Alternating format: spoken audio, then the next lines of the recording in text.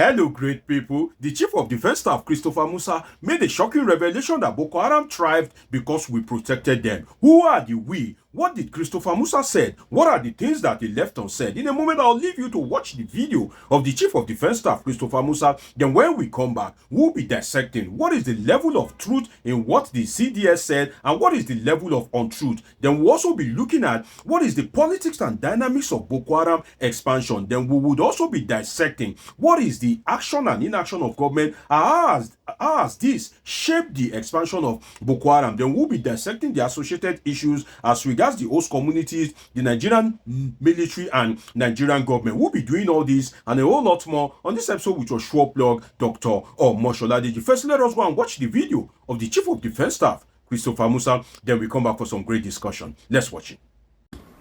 Boko Haram started because we protected them.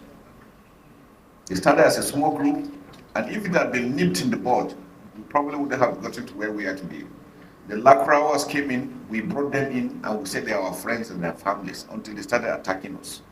The message here is when you grow a monster, he grows beyond you and wants to take more from you. So we must learn to say no to monsters. Any evil one that means by planning any evil against this country must never ever be supported, because it is the silence of the majority that gives them that opportunity to grow to who they become. There you have it. You just watched the video of the Chief of Defence Staff, Christopher Musa, and you heard his assertion that Boko Haram thrived because we protected them. The big question is, who are the we in the context of protecting Boko Haram? But before I dissect the issues for you, let me tell you my perception of Christopher Musa. I first viewed Christopher Musa on Al Jazeera and I listened to him and I was like, wow, this man seemed to be a very intelligent man. I don't expect much from Nigerian leaders because most of them are very unintelligent, and not just unintelligent. I use my word carefully, very unintelligent, in the sense that most of them are just like empty barrels. So when I listen to them, I don't really expect much. But when I listen to Christopher Musa, I was like, oh, this man seems to be a little bit different from others that I've been listening to. And I think I've listened to him on either Channels or Arise, and I wasn't disappointed. Now, let me give you the context that brought about that statement. Christopher Musa was addressing the people and at a gathering, and he was talking about national security, the Boko Haram issue, and patriotism to Nigeria. And in that particular gathering, he made the assertion that Boko Haram thrived because we protected them. But then we is a kind of like loose term, because he didn't mention, or he didn't kind of like give a mark that, okay, we, in the sense of, okay, the Nigerian army should be blamed for so percent, the Nigerian government so percent, the Nigerian people so percentage. He didn't do that. And from his total speech, he's pushing it more to the people. And that was what gave birth to this video, to kind of like give you another context, which I'll be talking about the politics of Boko Haram expansion and the dynamics of it. You see, I believe that if you are to make an assertion, you are not to really push the blame largely on the Nigerian people, because in the true context of it, the Nigerian people really should not be blamed. So I don't like when the military leaders want to talk. They don't push the blame heavily on themselves. They don't push it heavily on the Nigerian government. Then they push it heavily on the people. Now, when I go into the politics of Boko Haram expansion, which I'm going into now, you would understand why I said that the Christopher Musa should have put the blame more on the Nigerian government and the Nigerian military. You see, there are some open doors, there are some sacred doors that must not be opened. In a country, in a society, in a polity, there are some sacred doors, and one of those sacred doors is the sacred door of religion. Now, Boko Haram has a political dimension to it, because when Nigeria returned to democracy in 1999, some people, because they want to win election, they want to appear more Islamic than others. And when this group was formed and it was gaining prominence, some politicians want to kind of like use them to win election. You will remember that the state governor at that time, and you will remember the founder of Boko Haram at that particular time. Now, that instance, you see, it was the sacred door of politics that opened the room for Boko Haram to thrive. So when you are now speaking about the tribe of Boko Haram and you are not putting it largely on politicians, then I find it a bit not too good, in the sense that politicians, particularly Nigerian politicians, they've done more harm than good. Now, when the sacred door was open and Boko Haram became a very big issue in Nigeria, then the government was trying to tackle it, and then came the era of Goodluck Jonathan, which is the second politics of Boko Haram expansion. When Jonathan was trying to tackle it, they came up with a conspiracy theory that Boko Haram was being fueled by Goodluck Jonathan to depopulate the north. The politicians, particularly those in the opposition, the Buharis, the Tinubu and co, some of them were making assertions that, or should I say their political disciples, were making assertions that, Jonathan was not tackling Boko Haram well enough because he wants to profit politically from it. And that propaganda lingered back and forth, and that really affected the fight against terrorism. So the propaganda against Jonathan cannot be ruled out in the politics and dynamics of Boko Haram expansion. Another one is the Friday prayer in the military barracks.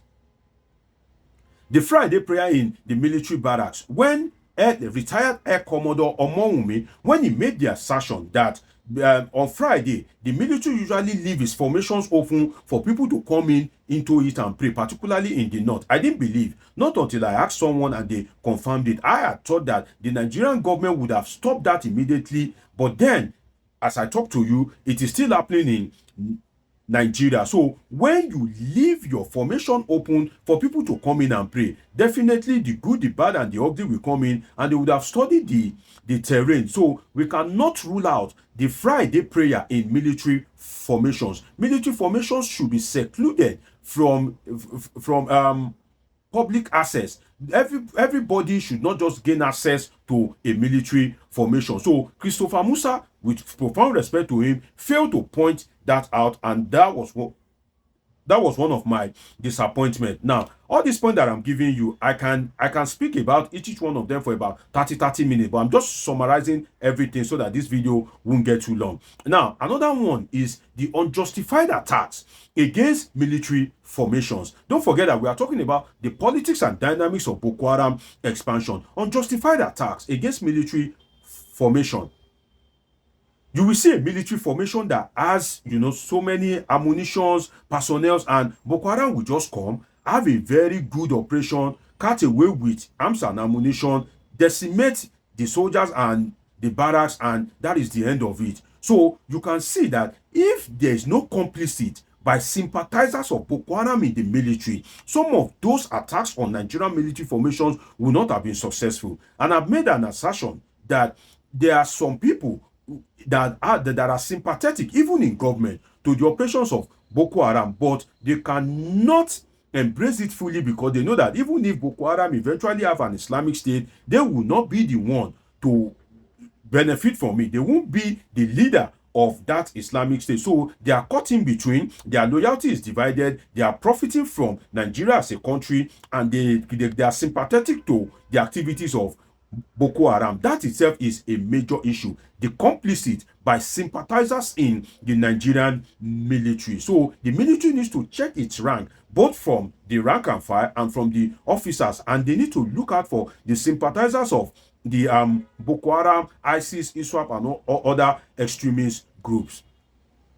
Now, another point as regards the politics of Boko Haram expansion and the dynamics of it is Buhari's sectionalism and nepotism. You will recall that Muhammadu Buhari is a very sectional guy. He's more sectional than national, and is very nepotistic. So therefore, he appointed majority of the head of military formations from the head of the security agencies from his ethnic group. The DSS, the police, the army, most of them were from his ethnic stock. And Buhari's argument then was because, he wants to put people from the north so that they can tackle the insecurity. Okay, you have put people from the north, but then the insecurity exists till today. The big question is that people that are from the south, is it that they are not competent to tackle all these Boko Haram elements? But don't forget that when you post some of these, when you appoint the overall head from your ethnic stock, you are forgetting that some of the foot soldiers will be from other ethnic stock. And some of these